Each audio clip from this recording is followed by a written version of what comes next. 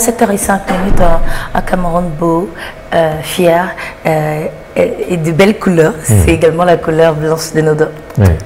Il faut entretenir cette couleur. Bah oui, il faut entretenir la cavité bucco-dentaire.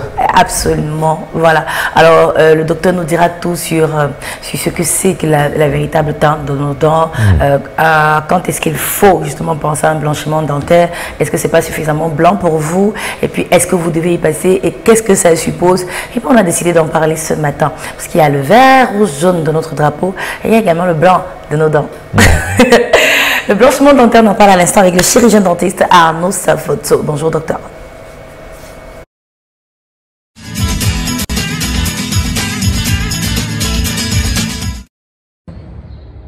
Salut chers téléspectateurs, ravi Momo Coutumier, mais c'est vrai, je suis toujours ravi d'échanger avec vous par rapport à vos retours, dont on a des inspirations pour, n'est-ce pas, communiquer et vous édifier davantage pour une meilleure et excellente hygiène bucco-dentaire. Donc ce matin, par rapport à vos retours de sollicitation de blanchiment dentaire, on a plusieurs qui nous ont posé la question de savoir quels sont les inconvénients, est-ce qu'il y a des risques.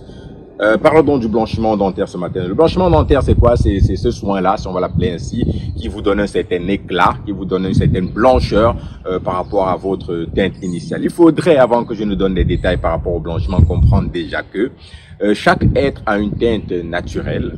Chaque être a une teinte naturelle, donc ce n'est pas forcément pathologique d'avoir des dents moins ou plus blanches. Maintenant, selon le volet esthétique, qu'on ne condamne d'ailleurs pas, beaucoup sollicitent avoir une teinte beaucoup plus éclatante, ou encore éclatante autant pour moi, ou encore un éclat beaucoup plus prononcé, ou une blancheur beaucoup plus accrue. Eh bien oui, c'est possible. C'est possible, mais laissez-moi vous le dire, c'est mieux dans le cadre médical. Parce que, sans faire de mauvaise publicité, il y a plusieurs qui ne sont pas dans le monde médical, qui appliquent des blanchiments dentaires. Et oui, là, on a des conséquences très graves, parce qu'on va parler de quoi? De déchaussement, on va parler de quoi? De sensibilité dentaire, on va parler de quoi? De fragilité dentaire, on va parler de quoi? D'irritation de la muqueuse, parce que ceux qui ne sont pas habilités à le faire ne respectent pas un certain nombre de règles. Nous, les professionnels de la santé, nous, les chirurgiens dentistes, on a une formation aguerrie pour ça. Ça veut dire, pour vous faire un blanchiment dentaire, vous avez besoin initialement de passer par une consultation dentaire. Parce que oui, il pourrait arriver des cas où vous vous consultez et qu'on vous dise que vous n'êtes pas habilité à faire un blanchiment dentaire par rapport à votre type d'émail, à votre épaisseur d'émail. Vous allez aussitôt comprendre ceci.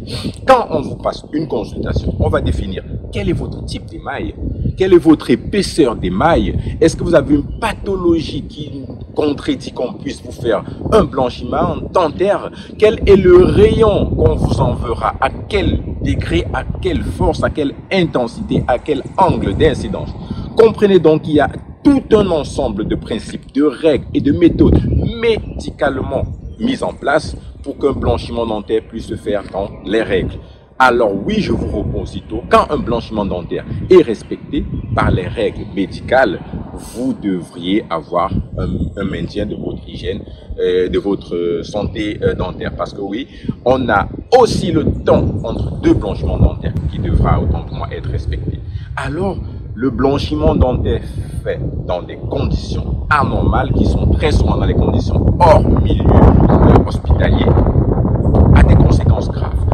Et par contre, le blanchiment dentaire fait dans des conditions médicales, avec un protocole respecté, avec quel type de produit, avec quel type d'appareil, avec quel type d'incidence, vous maintient, et on a envie de dire plus ou moins pas de conséquences. Après un blanchiment dentaire le jour J, vous pouvez retrouver votre sensation qui vous a emmené, mais avoir ces crans, cet éclat naturel. Alors retenez aujourd'hui, une bonne fois pour toutes, le blanchiment dentaire, c'est possible. Nous ne sommes pas contre l'amélioration de votre sourire, mais nous sommes contre le lieu, nous sommes contre la mauvaise orientation.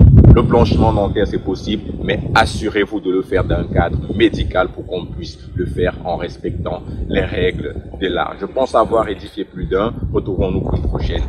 À la prochaine, docteur Arnaud Savoto.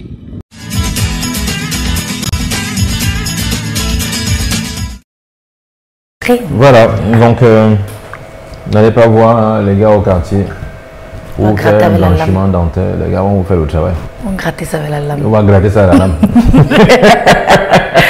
En coupant un petit peu de gencive au passage.